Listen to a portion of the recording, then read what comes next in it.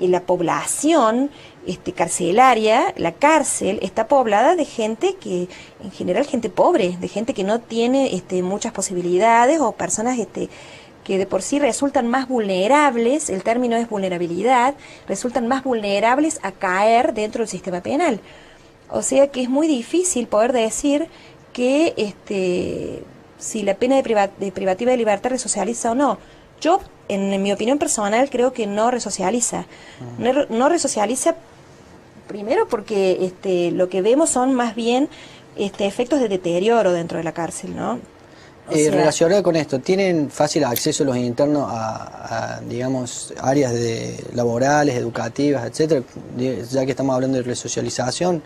Claro, a lo que vos te estás refiriendo, digamos, serían los dos pilares del tratamiento penitenciario, porque por un lado tenemos el régimen progresivo y por otro lado tenemos lo que se llama el tratamiento penitenciario, que es el dispositivo terapéutico asistencial mediante el cual se va evaluando la resocialización, esta llamada resocialización. Ocurre que los dos pilares del tratamiento son efectivamente, como vos lo mencionas, el trabajo y la educación. En este momento, a partir, digamos, de la crisis del motín, hubo una declaración de emergencia carcelaria con esta nueva gestión, con este nuevo gobierno provincial, que puso sobre el tapete todas las dificultades que estaban ocurriendo, que son muy conocidas por todos los que hacemos de ejecución, pero bueno, el motín vino a dar una mayor publicidad a una serie de problemas de hacinamiento, falta de trabajo, falta de oportunidades para educarse. En general, son pocos los internos que tienen posibilidades de incluirse en cursos, o son pocas las vacantes que hay para trabajo. En general, cuando uno pregunta, se dice tiene que esperar, no hay vacantes todavía, hay cuestiones presupuestarias, cuestiones de infraestructura dentro de la cárcel que hacen que sean pocos los internos que tienen posibilidades. En este momento yo creo que sí, tras la declaración de la emergencia carcelaria se ve una impronta, digamos, por parte del gobierno y ha habido convenios, se están firmando convenios con la universidad para tratar de abrir un poco más esto, pero por ahora lo que se ve en la práctica es que realmente son pocas las oportunidades, ¿sí? Eso tampoco colabora mucho para este proceso de resocialización. Además de eso tenemos que ver después a dónde vuelve esa persona una vez que digamos, cuáles son las condiciones socioeconómicas, cuáles son el lugar, digamos, el ambiente al cual este interno después vuelve una vez que recupera su libertad. En general, por esta cuestión de la que estamos hablando, pertenece a una extracción social donde no tiene muchas oportunidades cuando sale tampoco de reinsertarse, porque justamente lejos de ver el proceso de resocialización, como yo te mencionaba, lo que se ven son los efectos deteriorantes y estigmatizantes que produce el paso por la cárcel. Cuando esa persona egresa, sufre las cuestiones de estigmatización, o sea, le es muy difícil conseguir trabajo o reinsertarse. Aun cuando hubiera sido un éxito el proceso de resocialización adentro, son pocas las oportunidades que tiene el interno de poder, tras su egreso, insertarse ocupacionalmente o educativamente, ¿no es cierto? O sea que eso también es otra dificultad que esta plantea. Sé que Consuelo, vos has sido una de las pioneras en sostener el principio de judicialización de las penas, el principio de judicialización de las sanciones disciplinarias, a los fines de que los tribunales o las cámaras que condenan a los internos hagan un estudio, o los jueces de ejecución hagan un estudio sobre las sanciones disciplinarias. ¿Qué nos podés decir al respecto? ¿Te estás refiriendo al principio de judicialización de la pena? Sí. Sí, yo no sé si he sido pionera. Yo creo que hay bastantes personas, digamos, que estamos trabajando en esta cuestión de la ejecución. Sí me parece importante la apertura, digamos, de espacios institucionales donde esto se pueda hacer. Ahora voy a explicarte lo que yo entiendo por principio de judicialización de la pena. Por ejemplo, la creatura de magistraturas especializadas, como son los jueces de ejecución, ahora en la provincia de Córdoba, es un espacio muy importante donde esto se puede operativizar. La creación de la Secretaría de Ejecución Penal, donde yo cumplo funciones, también. Creo que a partir de la sanción de la ley 24660, las personas que trabajábamos en cámaras nos teníamos que ocupar de los presos, digamos, pero llevó bastante tiempo que esto se hiciera más general o que se extendiera. El principio de judicialización de la pena no solamente ha sido plasmado en la ley 24660, particularmente en los artículos 3 y 4, que forman parte de los principios generales de la ley, sino por vía jurisprudencial a partir del año 2004, la Corte Suprema, con esta actual integración, sacó un fallo que es un fallo bisagra en esta cuestión de la judicialización, que es el fallo Romero Cacharane. Este principio a lo que hace referencia es a que el juez de ejecución, en este caso la Secretaría de Ejecución o la Cámara que hace las veces de juez de ejecución también, tiene que ejercer un control permanente sobre la fase ejecutiva de la pena. ¿Qué sucede? Tradicionalmente, y porque normativamente también era así, existía, no sé si de manera formal, pero al menos de manera informal eso se veía, estaba impuesta, digamos, lo que se llama la doctrina de especial sujeción. Es una doctrina que tiene una raigambre, podríamos decir, administrativa, que viene de Alemania, que de manera consuetudinaria existía en el país y que implicaba dar un gran margen de discrecionalidad y de arbitrariedad, por qué no decirlo, al servicio penitenciario. Es decir, habitualmente, antes que se sancionara la 24660, por este decreto reglamentario del año que regía desde el año 58, los jueces condenaban a los presos y el preso pasaba a esta institución cerrada que era la cárcel a estar en manos del servicio penitenciario, como si la cuestión de la ejecución de la pena fuera nada más que una cuestión administrativa. Eso es un concepto que hasta el día de hoy sigue circulando. Hay muchas personas aún dentro del Poder Judicial que creen que la cuestión de ejecución penal es más una cuestión administrativa que una cuestión penal. De hecho, tiene, yo creo, una naturaleza mixta, pero a través de esta ley lo que vino a consagrar es la competencia material y la obligación para el juez de ejecución de controlar judicialmente todo lo que es tratamiento penitenciario y todo el paso del interno y todas las decisiones administrativas que toma el servicio penitenciario sobre estos presos, sobre estos internos. ¿Sí? O sea, fue, digamos, a pesar de que se sancionó la ley en el 96, la práctica judicial hacía que no se aplicara de manera muy extendida esta cuestión del control judicial o la judicialización de la pena. De manera que hizo falta este fallo, como Romero Cacharane, para el año 2004, fíjense la cantidad de años, estamos hablando de 8 años después, que es un fallo importantísimo porque vino a poner de relevancia la necesidad de considerar epistemológicamente al preso como un sujeto de derechos. Eso lo dice el artículo 2 de la 24660. Y por otro lado, esta competencia del juez de ejecución que debe controlar de manera muy cuidadosa, constantemente, la fase ejecutiva de la pena, bajo la forma de distintas funciones, ¿no es cierto?, que tiene. O sea, están establecidas en el artículo 3 y 4, pero básicamente el juez de ejecución tiene funciones de tutela, funciones decisorias. Cuando el preso va a egresar, por ejemplo, tiene la decisión de si puede salir o no o egresar bajo formas anticipadas, o cuando cumple la pena la tiene el juez de ejecución. La función de tutela de todas las que sean las violaciones de los derechos fundamentales de los presos. Tiene la función que vos señalás. El juez de ejecución o las cámaras del crimen, cuando no hay jueces de ejecución, actúan como tribunal de apelación frente a las sanciones aplicadas por el servicio penitenciario, ¿sí? O sea, revisamos si son correctas, si son ajustadas a los principios de legalidad. Y en este sentido, judicialización de la pena, yo entiendo que implica un control amplio y muy activo de las decisiones que se toman en la fase administrativa, de manera de realmente salvaguardar los derechos fundamentales de los presos, y bueno, y todo el desarrollo de lo que es el paso del interno dentro del ámbito carcelario. Consuelo, con respecto a la probation, la suspensión de juicio de prueba, ¿cómo lo ves que está funcionando tanto en la justicia federal y en la justicia provincial, si es que tenés conocimiento? Bueno, la probation o la suspensión del juicio de prueba están contemplados en el artículo 76 bis y 76 ter del Código Penal. Es una medida que a mí me parece que es útil.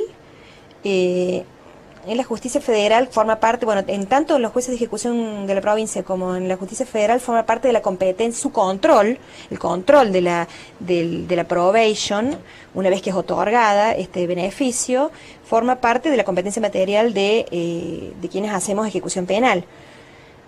En lo que hace a la Secretaría de Ejecución, donde yo cumplo tareas en la práctica, para explicar un poco de qué se trata esta medida, previo a elevarse a juicio, a ir a juicio, a las personas, digamos, que tienen delitos menores, de acuerdo a la interpretación que se haga, puede ser delito un poco más grave o menos, pero en general son delitos menores, se les da la posibilidad de que cumpla con una serie de condiciones, que pueden ser tareas comunitarias o tratamientos, una serie de condiciones que le impone el juez, tras lo cual, si las cumple, cumplido ese lapso, esta persona puede ser sobreseída y, por tanto, no va a juicio.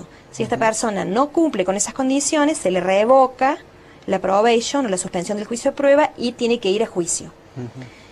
En la práctica, yo debo tener, no sé, creo que cerca de 200 más o menos probation, no sé cuántas tendrán en la provincia probablemente tengan bastantes más.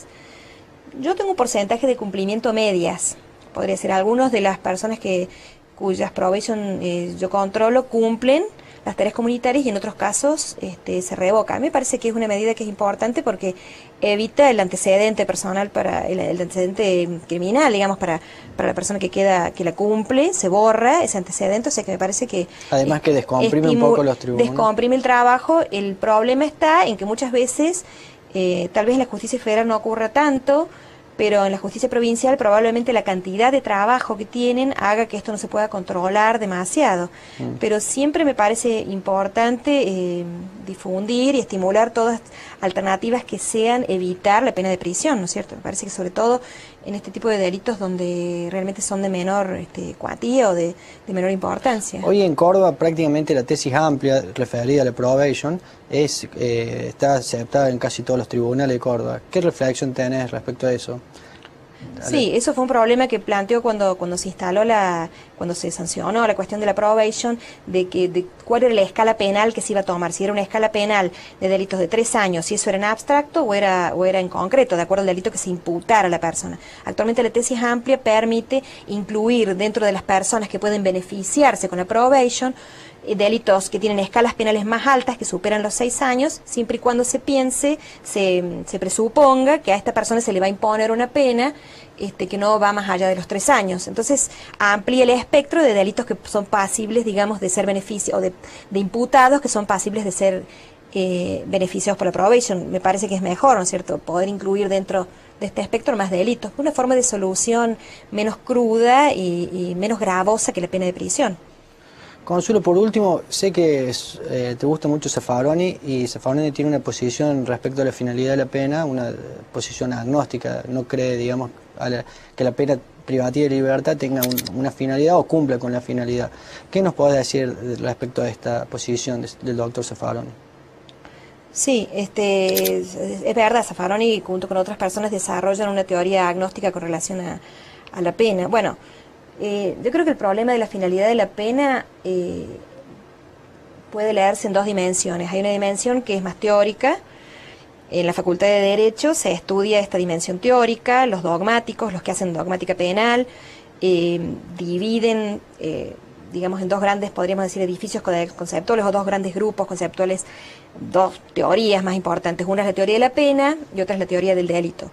La concepción que se tenga acerca de la teoría de la pena tiene necesariamente lo que es la concepción acerca de la teoría del delito. Y plantea seriamente, digamos, cuál es la función que tiene la dogmática penal.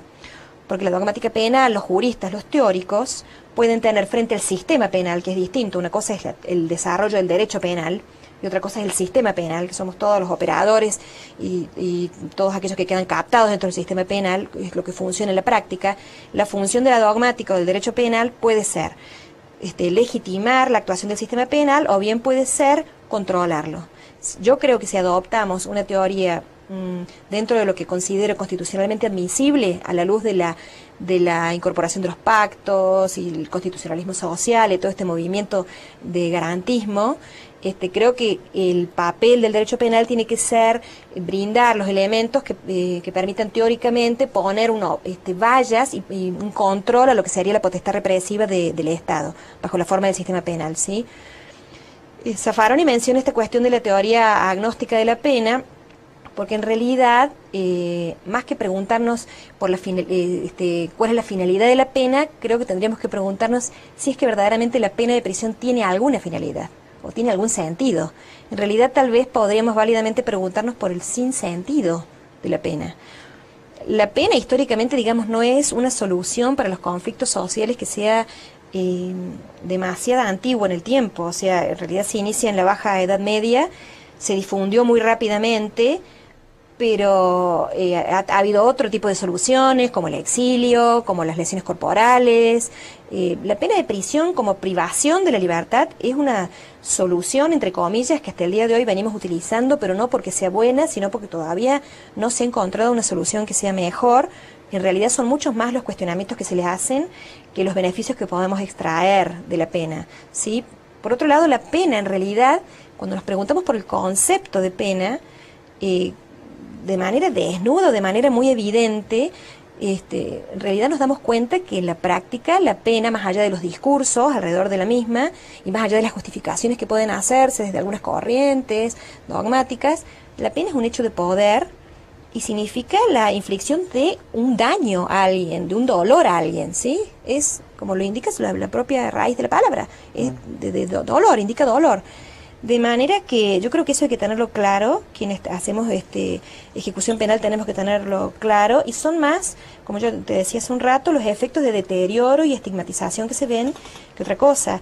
Algunos autores como Zaffaroni mismo o Foucault mencionan este efecto de la prisonización que ocurre en el sujeto que queda captado por el sistema penal y que condenado a pena privativa de libertad, este efecto de subjetivación, de pérdida de un montón de derechos. Es muy interesante la cuestión de la pena porque Alejandro Slokar, que ha trabajado con Zaffaroni y que también es un teórico, menciona una cosa que es interesante. Él dice, cuando un juez civil condena a alguien a pagar una indemnización y le dice a la contraparte, usted va a recibir una indemnización de 100.000 pesos, uno va a la ventanilla del banco y sabe que lo que le van a dar son 100.000 pesos. Cuando un juez penal condena a alguien a una pena privativa de libertad de 3 años y le dice, a usted lo van a privar de su libertad ambulatoria, cuando este sujeto entra dentro del circuito carcelario, en realidad lo privan de un montón de otras cosas que no tiene que ver solamente con su libertad ambulatoria. Entonces ahí ya hay una desnaturalización y una modificación del objeto sobre el cual versa la pena, porque en realidad, para ser sinceros, quienes vemos a los presos todos los días o quienes vemos a la cárcel, y no solamente se trata de que acá se cumplan las penas bajo determinadas condiciones, no es un problema solamente de la región ni de Latinoamérica, es un problema, yo creo que es íncito, que hace a la naturaleza de la pena misma de prisión. En realidad se priva al interno y al preso de un montón de derechos que no tienen que ver solamente con la libertad ambulatoria. Es como que la regla del artículo 19, el principio de reserva, está, o el ámbito de reserva, mejor dicho, está al revés. En principio, el preso tiene privados todos los derechos salvo aquellos que le son autorizados. Eso se ve cuando uno lee todo lo que es el catálogo, por ejemplo, de sanciones, donde la cantidad de acciones que están prohibidas o que constituyen sanciones y constituyen faltas disciplinarias es amplísimo. De manera que ya allí hay una cuestión que podríamos pensar epistemológica o una cuestión teórica para hacer alguna objeción con relación a lo que es la pena. Y eso tiñe o incide necesariamente en que nos preguntemos si realmente la pena de prisión tiene algún sentido, ¿sí? De manera que yo creo que teniendo en cuenta, digamos, esto que estamos hablando y cuál es la población carcelaria, cuáles son las características de la población carcelaria, siempre se trata de sectores de la población más vulnerables a caer dentro del sistema penal. Yo creo que más que plantearnos cuestiones de resocialización o si la finalidad de la pena, si el sujeto puede salir resocializado o no, creo que en realidad hay una obligación del Estado de hacer una oferta de reducción de la vulnerabilidad, que eso lo menciona Zaffaroni específicamente, de una oferta de reducción de la vulnerabilidad, de manera tal que si el sujeto quiere, siempre estamos hablando de una oferta voluntaria, se le ofrezca a esta persona poder reducir las condiciones de vulnerabilidad que hicieron que este sujeto cayera dentro del sistema penal. Esto no quiere decir, como dicen algunos docentes, que se le va a enseñar a robar mejor. No se trata de eso, porque en algunos casos algunas personas lo interpretan así. Se trata verdaderamente de que seamos realistas y podamos darle herramientas para que esta persona pueda reducir sus condiciones de vulnerabilidad que lo hacen más fácilmente captable por el sistema penal. Porque digamos hay cuestiones de política criminal que son poco explicitadas, pero que en realidad tienen que ver con que lo que Zaffaroni llama agencias policiales o lo que es la policía capta siempre estos sectores más vulnerables. Hay otros sectores, y creo que eso lo sabemos todos, a los que nunca llega el sistema penal. Entonces, frente a esta realidad, Hay una realidad hoy en día que para ir a conseguir un trabajo piden certificado de buena conducta, así Sí. que ya de hecho la persona que tiene antecedentes se encuentra imposibilitada de trabajar. A eso me refería con la cuestión del efecto deteriorante y la estigmatización que viene como consecuencia de la pena. Sí, efectivamente. Bueno, Consuelo, muchísimas gracias por haber aceptado la invitación de esta entrevista. Creo yo que han sido muy rica la experiencia que nos has transmitido y quedaría solamente para terminar los conceptos o las reflexiones finales que enseguida pasemos a desarrollar. Para finalizar, vamos a repasar algunos conceptos claves de este cuarto módulo, insistiendo en que lo más importante de este cuarto módulo es la ley. Es muy poco lo que se puede explicar sobre este cuarto módulo, sino que no queda otra cuestión para estudiar que mucha ley, que como les dije se diferencia de las otras etapas. Lo importante que tenemos que tener en cuenta es la acción penal. ¿Qué es la acción penal? Es decir, esa posibilidad que tiene el Estado, ese derecho-deber que lo ejerce a través de la acción penal, excitando los órganos predispuestos para eso, para perseguir conductas delictivas. ¿Cuáles son las distintas clases de acciones? Las públicas de oficio, las públicas dependientes de interés privada y las privadas. ¿Cómo funciona cada una de estas tres acciones? ¿Cuál es el fin de la pena en nuestro sistema penal? Que vimos que el fin de la pena, y acabamos de ver también la entrevista a la doctora Consuelo Beltrán y su opinión sobre ello, pero vemos que nuestra ley, lo que establece nuestra ley es una resocialización del delincuente, al menos eso es lo que pretende. Por otro lado, cuáles son las pautas aplicables, cuáles son las mensuración que hace el juez a través del juego de los artículos 40 y 41 para aplicar la pena, utilizando el 23 al momento de individualizar las penas de multa, donde a pesar de esto tiene la pauta del 40 y 41, tiene también la situación económica del penado. Por otro lado, lo que es la condena de ejecución condicional y su diferencia con la libertad condicional. Ese hincapié que hicimos hace un rato, donde en la libertad condicional yo cumplo un tiempo de condena y en las dos, en ambas, tengo requisitos. Si yo no cumplo los requisitos, en la condena condicional me hacen cumplir la pena que me impusieron. Si yo en la libertad condicional no cumplo los requisitos, vuelvo a prisión. Esa es la consecuencia a las cuales lleva no haber cumplido las condiciones que me establecieron para gozar de estos beneficios. Y por último, las medidas de seguridad que habíamos visto, cuáles eran las clases de medidas de seguridad y los fines. Es decir, siempre las clases va a estar íntimamente relacionadas con los fines que son curativas, educativas o eliminatorias o asegurativas. Con esto finalizamos nuestra materia de Derecho Penal 1, que fue dividida en 4 módulos, esperando que hayan entendido la mayoría de la temática más compleja que hemos explicado en los primeros módulos, y ante cualquier duda que tengan o se les presente respecto a eso, se comunican con sus tutores que seguramente sabrán evacuar todas sus dudas. Hasta otra oportunidad.